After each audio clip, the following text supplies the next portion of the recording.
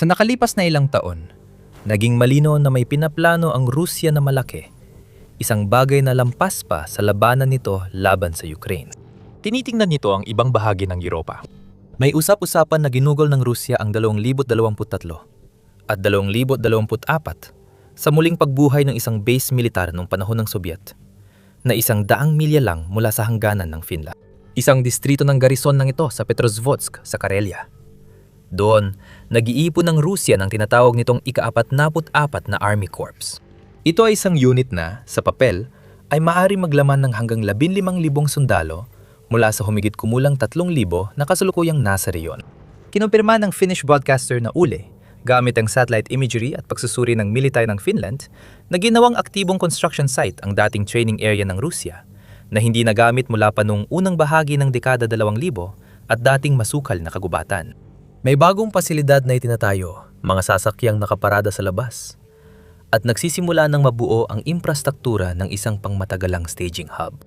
Pero kung pagmasdan mong mabuti ang satellite imagery, basahin ang order of battle, at sundan ang totoong deployment ng mga unit, ibang kwento ang lumalabas. Sa totoo lang, sinusubukan ng Rusya na gumawa ng panibagong forma na gagamitin bilang panakot laban sa NATO. May mga source na nagsasabing baka hindi na maiwasan ang bigmaan ng dalawang puwersa. Pero, naniniwala silang ito ay bumaliktad laban sa kanila at nagdulot ng dagdag na kahihiyan kay Pangulong Vladimir Putin ng Rusya. Panahon na para sa mas malalim na talakayan. Bahagi lang ng paghahanda ang mga kaganapan sa paligid ng Petrozvodsk. Sa totoo lang, ang buong saklaw ng muling pagtatayo ay sumasaklaw sa 3 pang lugar: Kamenka, sa Karelian Isthmus, Svoromovsk II, at Olinya. Pinakamalaking problema ang Kamenka sa internasyonal na relasyon dahil 40 milya lang ito mula sa hangganan ng Finland at ayon sa satellite imagery, may 130 tent na kayang tumanggap na hanggang 2,000 sundalo kapag puno. May ilang ulat din na nagsasabing pinalalawak ng Russia ang isang motorized rifle brigade sa base sa Kamenka, kung saan nakatalaga ang ika-100 at 38 Guards Motorized Rifle Brigade. Iniulat din ng independenteng outlet na Medusa ng isa pang unit sa rehiyon, ang ika-25 Motorized Rifle Brigade malapit sa Luga ay maaring palawakin hanggang halos 10,000 sundalo na posibleng magpataas ng kabuuang kahandaan militar ng lugar. Ang Severomorsk II ay isang dating hindi aktibong paliparan na muling nilagyan ng mga helikopter ng Russia alinman sa Mi-8 o Mi-17 na serye. At ang base ng Olinya ay tinutuluyan ng mga strategic bomber. Kung pamilyar sa iyo ang huling base na yon, ito ay dahil tinarget na ito ng Ukraine noon pang Hulyo 2025 sa kilalang Operation Spiderweb. Matapos targetin ng mga drone ang isang dosenang Tupolev bomber sa base, lalo pang pinatibay ng Russia ang paggamit ng kanilang pinakahilagang lokasyon bilang imbaka ng eroplano, naglipat ng mas maraming bomber at pinalakas ang base laban sa mga susunod na drone attack. Bahagi ito ng mas malawak na pagsisikap na isinapubliko noong unang bahagi ng 2025 para imodernisa ang infrastrukturang militar ng Russia sa reyon. Inanunsyo ni Gobernador Andrei Chibis ng Murmansk noong unang bahagi ng 2024 na ang military refit ng Russia ay aabot sa 42 bilyong rubles o halos 460 milyong dolyar. Isa itong napakalaking gawain at malaking gastos para sa isang bansa na kasalukuyang nasa aktibong digmaan at tila nagpaplano pa para sa isa pa. Kaya ang tanong ay hindi kung natatayo ang Russia, malinaw na oo. Ang tanong ay, ano ang ibig sabihin nito at ano ang gagawin ng Finland? Bakit mahalaga ang bahaging ito ng teritoryo para sa dalawang bansa? Ang Petrozavodsk ay ang kabisera ng Republika ng Karelia sa kanlurang baybayin ng lawa ng Anirga. Mga 100 milya lang mula sa hangganan, malapit ito sa Finland kaya mahalaga sa estratehiya. Gayunpaman, sapat din ang layo nito mula sa Ukraine para makapagkunwari ang Moscow na naghahanda ito para sa hinaharap, hindi lang pinapalakas ang kasalukuyan. Ang kahalagahan ng Karelia sa geopolitika ng Russia at Finland ay lalong nagpapataas ng hinala tungkol dito. Ang rehiyon lang ang maasahang rutang lupa ng dalawang bansa. Dito naganap ang matagal na digmaan ng Russia at Finland noong ikalawang digmaang pandigdig nang salakay ng Unyong Sobyet ang Finland dahil sa alalahanin sa seguridad ng St. Petersburg. Bukod pa rito, ang rehiyon ng Russia ay mahalagang estratehikong daanan sa pagitan ng mga arsenal ng sandatang nuklear sa Kola Peninsula sa Hilaga. Sa madaling salita, kung nais ng Russia na patuloy na gamitin ang Arctic Circle bilang natural na panangga para protektahan ang kanilang mga sandatang nuklear. Habang inilalapit pa rin ang mga ito sa mga hangganan ng Europa, ang Karelia lang ang tanging linya ng depensa sakaling magkaroon ng hipotetikal na pananakop sa lupa.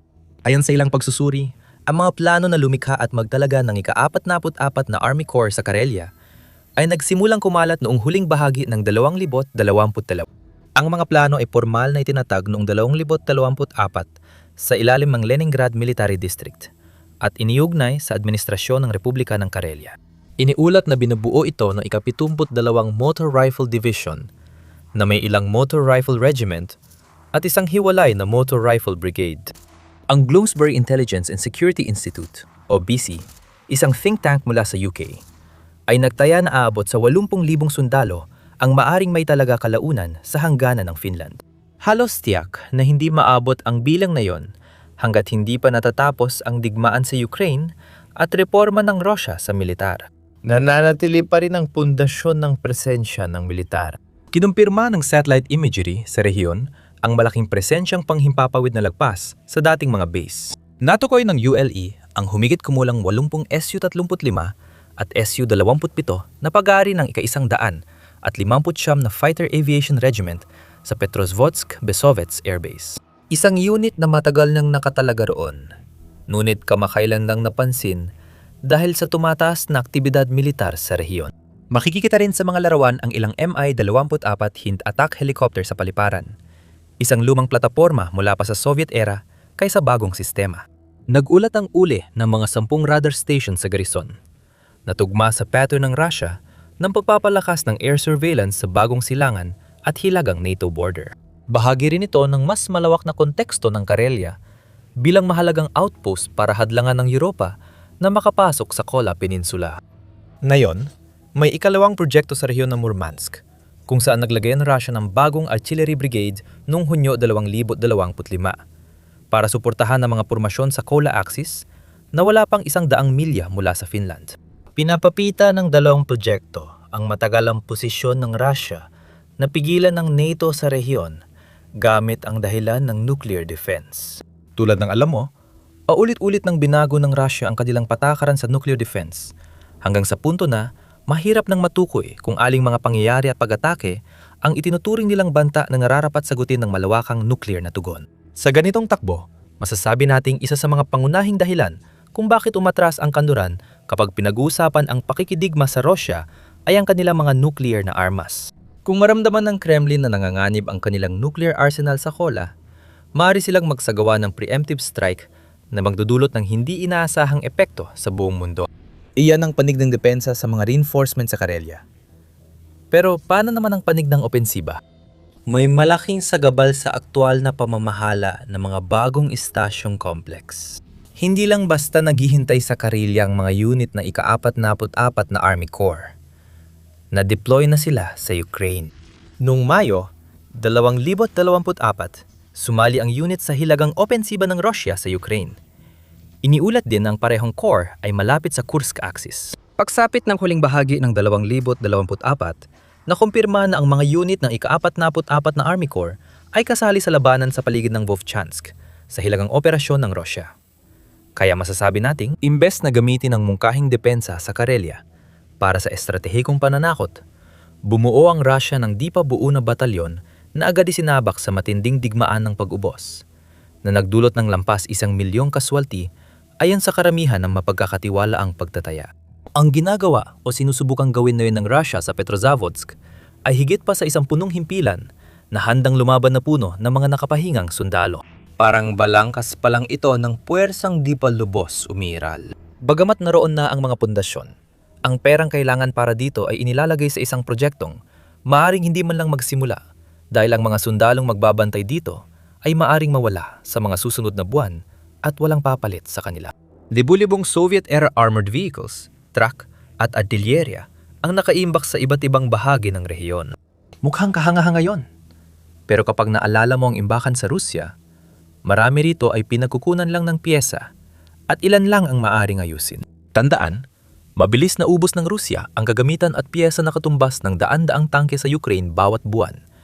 Pero limitado ang paggawa nila ng mga bagong T-90 at pag-ayos ng lumang tangke. Hindi talaga ublang kalkulasyon para sa pangmatagalang pananatili.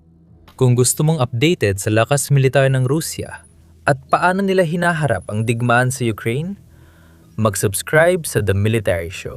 Tinututukan namin ang digmaan at kung paano naubos ang mahahalagang yaman ng Rusya.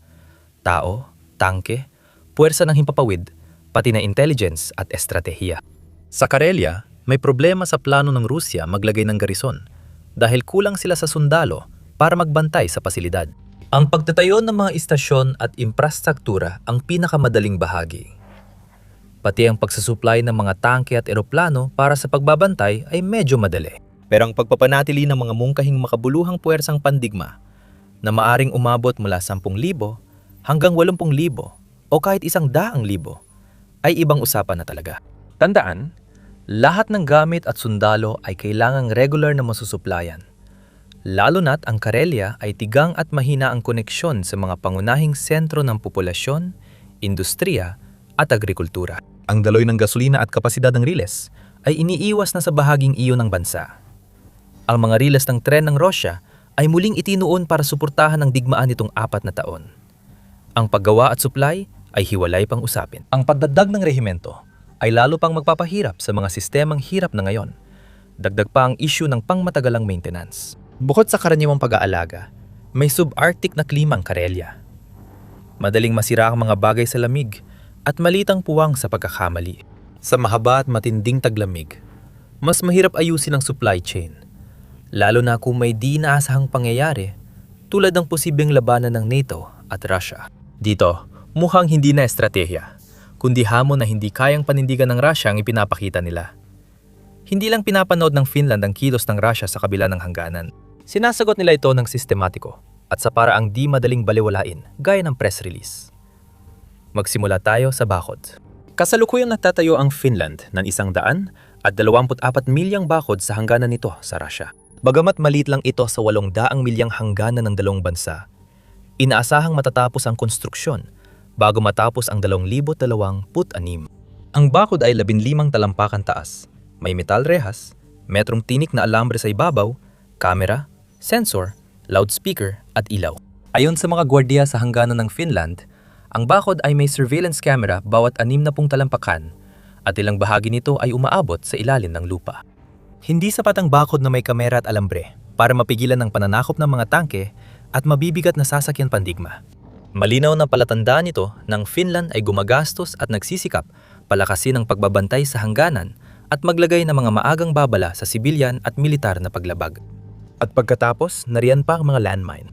Ito ang pinakadirektang senyales ng Finland sa Rusya sa mga nagdaang taon. Noong Abril 2025, inanunsyo ng Finland ang pag-alis nito sa Ottawa Convention na nagbabawal sa anti-personnel landmine dahil sa pangmatagalang banta ng Rusya sa buong Europa. Formal na iniharap ng Finland ang panukalang pag-atras noong Hulyo 2025 at ang aktual na pag-atras ay magsisimula sa Enero 2026.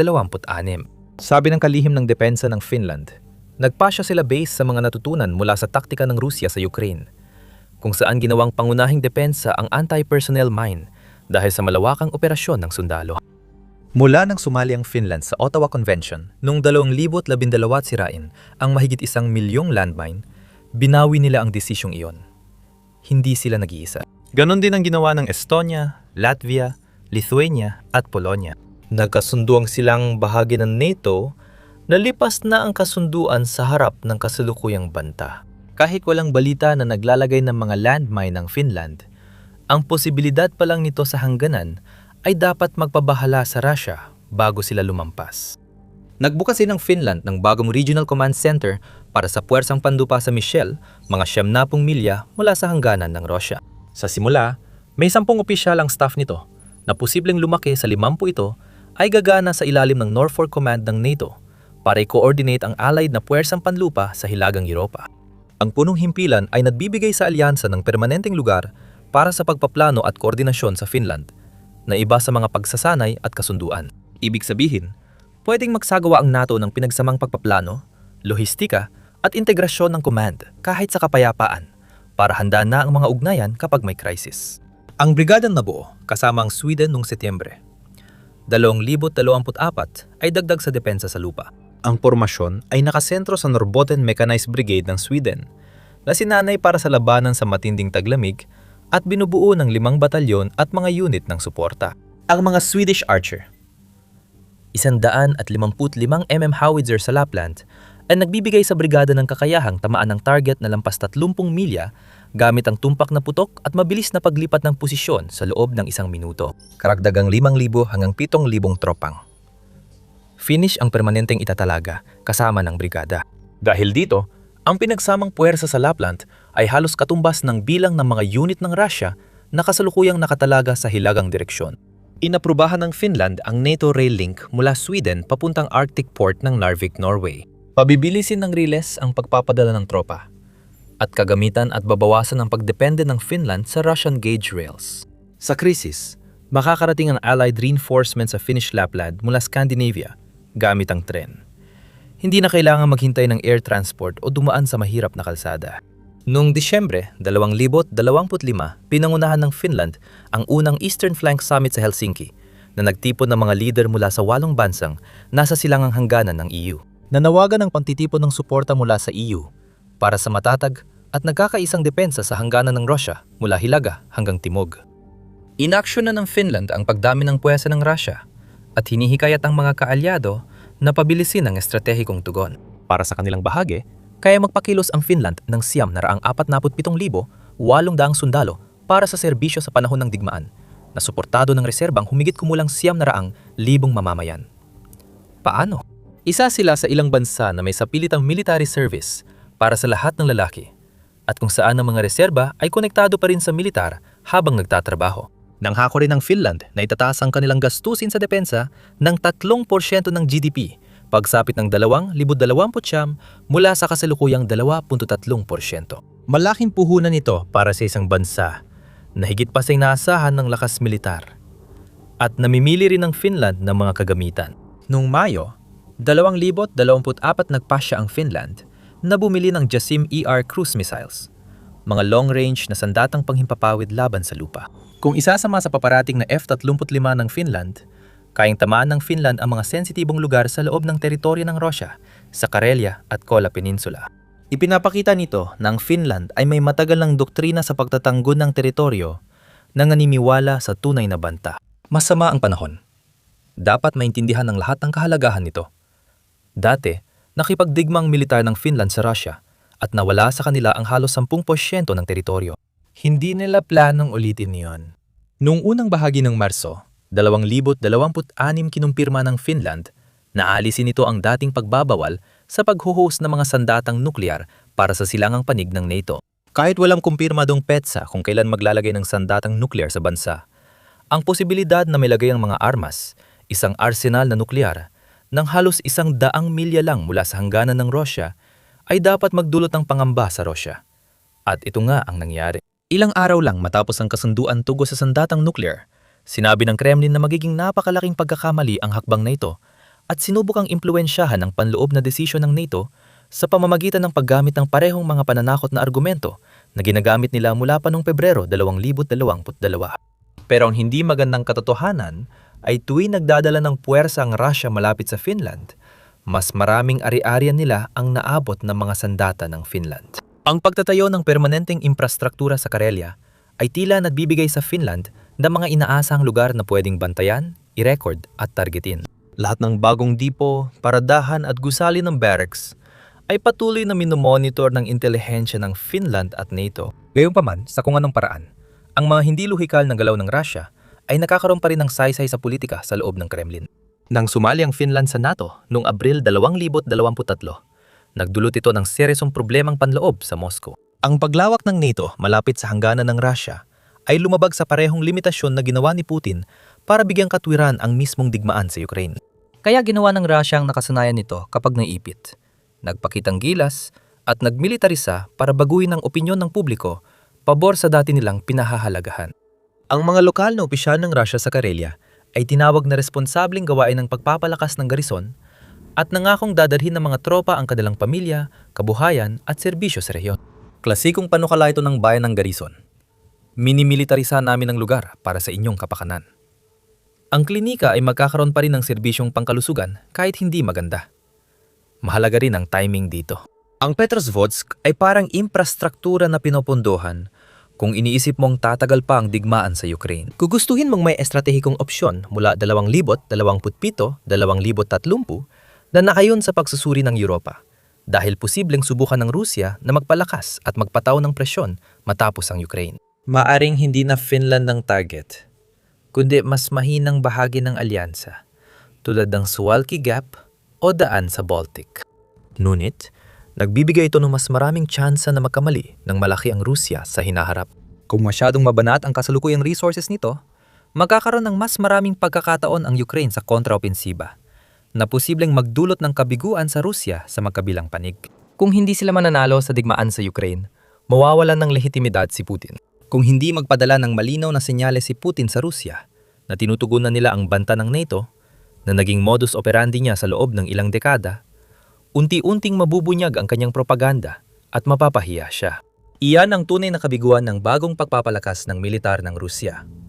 Bakit mo gigipitin ng alyansa na hindi mo naman kaaway kung talo ka na sa digmaang ikaw ang nagpasimula? Sa ngayon, hindi na rin tiyak kung alam pa ni Putin ang sagot. Kung gusto mong makita paano naghahanda ang hilagang panig ng NATO sa pangmatagalang laban, panoorin ang video na ito. O kung gusto mong manatiling updated sa mga pinakabagong balita tungkol sa digmaan ng Ukraine at Russia, mag-subscribe ka sa The Military Show para sa araw-araw na mga video.